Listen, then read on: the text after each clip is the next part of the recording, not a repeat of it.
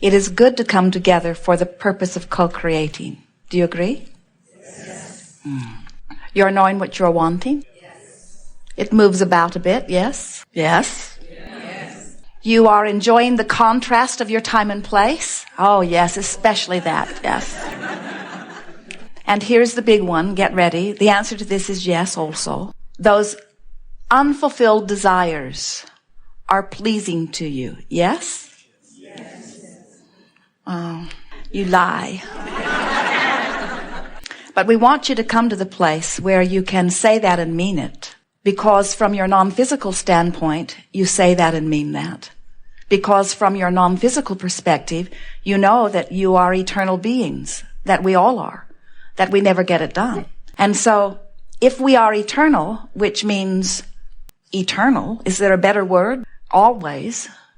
Then isn't it logical that you cannot be complete? And if you are not complete, since you are eternal, then there will always be another exposure to another contrasting experience which will cause you to give birth to yet another new desire, which, since you just gave birth to it, is not complete. And what we want you to come away from this gathering feeling very powerfully is that exhilarating crevasse, if you will, between having given birth to a new idea, to a new preference, and it not yet being completed, but you're on your way to the completion of it, because it's on the way. It's that on the way crack that is your life. You keep thinking that you want to get through the crack, through the crevasse, and over to the place where the manifestation is complete. And we say, well, you can do that, and you will. You'll get your new house, and you'll get your new car, and you'll get your new lover, you'll get your new stuff. It will constantly come to you because when you ask, it is always given. But the thing that we really want you to feel is that now you're just going to be standing in another new place with other contrasting experiences, which are going to give birth to another yet new desire, which is still going to be incomplete. So we see so many of you standing in this place where you feel incomplete, but you're unhappy in your incompletion. I will feel so much better when my lover comes. I will feel so much better when my money comes or when my new house comes. And you got to get over that. You got to feel good in the crack. You've got to feel happy in the crevasse of incompletion. And unless you are, then you're going to hold yourself in this negative, annoyed, resistant, irritated, unhappy, incomplete feeling, inadequate, insecure attitude that will prevent what you're asking for from coming to you. Did that just make sense? So you got to be happy in the crack. You've got to be excited about wanting something that hasn't come yet. So you want to get to the place where when people say to you, has that thing you've been talking about come yet? You want to say no, not no.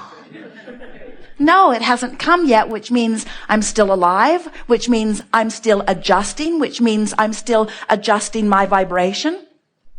And what is it that you are adjusting your vibration to? You're adjusting your vibration not from not having this thing you want to having this thing you want.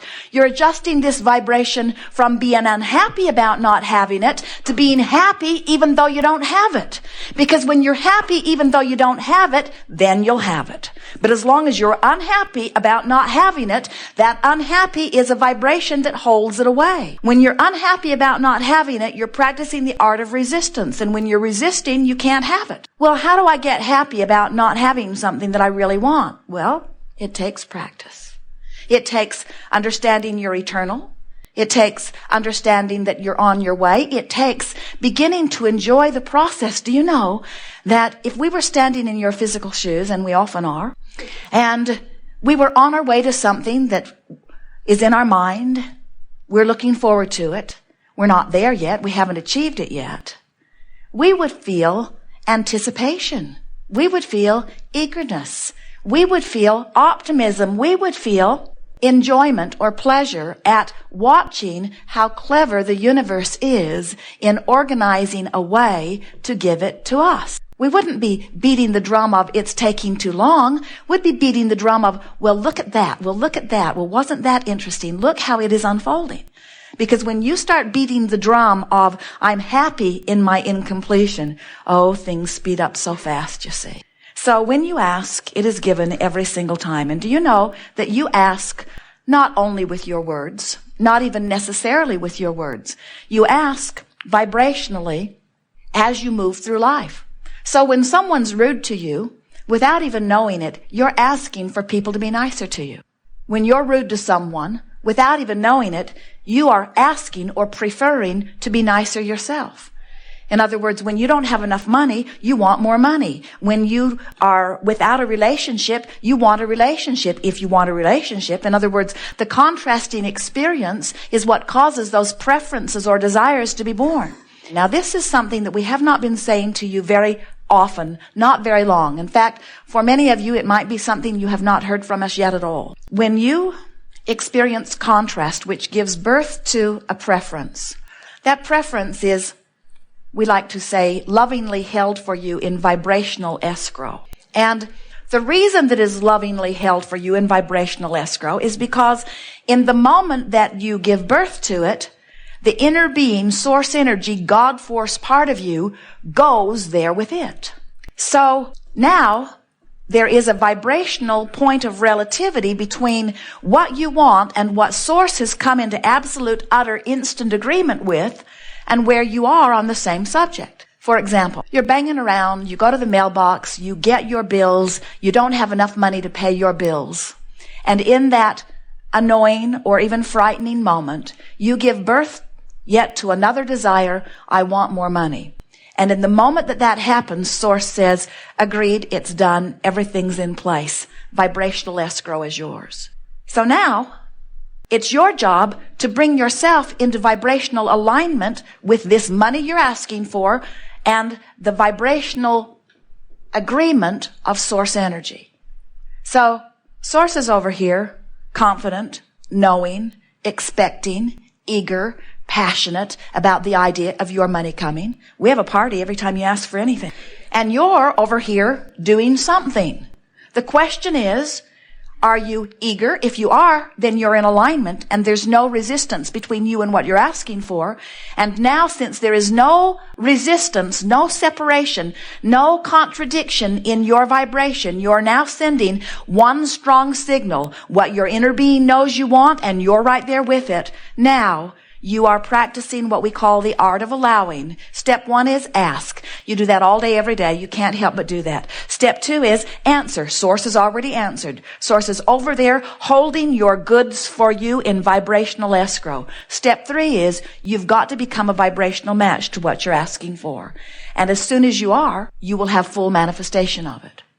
So what we notice is more than 99% of every creation is complete vibrationally before you begin to see the physical evidence.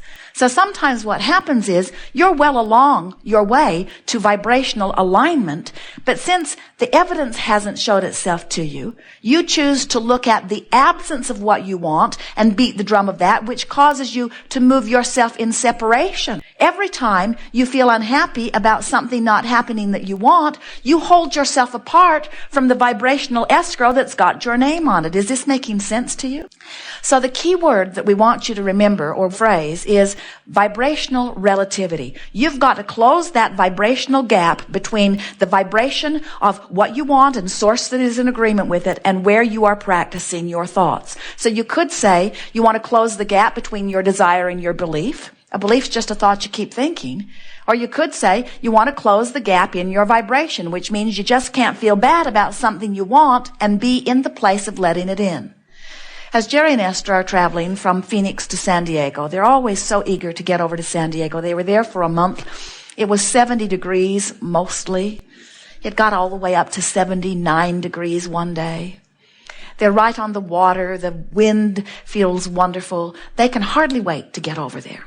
And as they're traveling from Phoenix across there, it's about 400 miles, they know the journey. They know they have to keep pointing west in the direction of San Diego and keep moving, and that eventually they'll get there. And even though most of that 400 miles they're not there, they don't feel unhappy during the time that they're on their way to where they want to be. And we want you to understand that you've got to do that with all of your journeys. If you're sick, even if you're really sick, You've got to be more joyful on your way to wellness. And we think the reason you're not more joyful on your way to wellness is because you're not sure that you're really on your way to wellness, because the doctor may have told you can't get well from this. This is incurable. And we say, he does not know. He does not understand vibrational relativity. He does not understand, if he's telling you that you've got something that is incurable, he does not understand that the illness caused you to launch a rocket of desire for wellness that Source came into utter and absolute and instant agreement with. And if you'll come into agreement, you'll be well. It is our promise to you. You cannot not be. It is law. When you close that vibrational gap, you must have what you are now sending the one signal about, you see. But if you are standing in a place where you are sick, and you are on your way to wellness or trying to be pointed in that direction, what's happening with many of you is you haven't figured out how to quantify that journey. You can't tell whether you're headed toward wellness or away from it. Can you imagine Jerry and Esther getting halfway to San Diego in about Yuma, Arizona, and being so disappointed that they're not yet in San Diego that they get all disoriented and turn around and go back to Phoenix? So they just go Phoenix, Yuma, Phoenix, Yuma, Phoenix, Yuma, Phoenix, Yuma. And then they say, San Diego is incurable. It's an impossible quest. And we say, no, it isn't. Just point in the direction of it and keep going. Don't keep turning around and going in the opposite direction. Well, you say, relative to their journey across the desert, that's ridiculous. Of course, they can tell which way to go. There are signposts. They know the way. But sometimes the way from sickness to wellness, or the way from not enough money to enough money, or the way from a rotten relationship to a wonderful relationship, you haven't figured out how to quantify your journey, because you're listening to that one over there and that one over there and that one over there and that one over there. And what we want you to do is leave here today being able to quantify every journey by understanding that when you want something, Source says yes to it and offers a strong signal that when you line up with, you feel good. How hard is that? Source is over here saying, we know what you want. We've been watching you. We've heard everything. And we're offering a signal about what you want.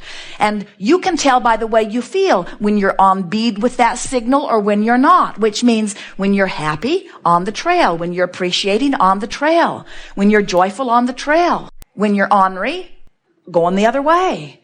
When you're angry, going the other way. When you're afraid, going the other way. Good feeling is on the way. Not good feeling is not on the way. This is the way you quantify your journey, you see. So, Abraham, does that mean that I want more money and I've been asking for it? Lord knows I've been asking for it.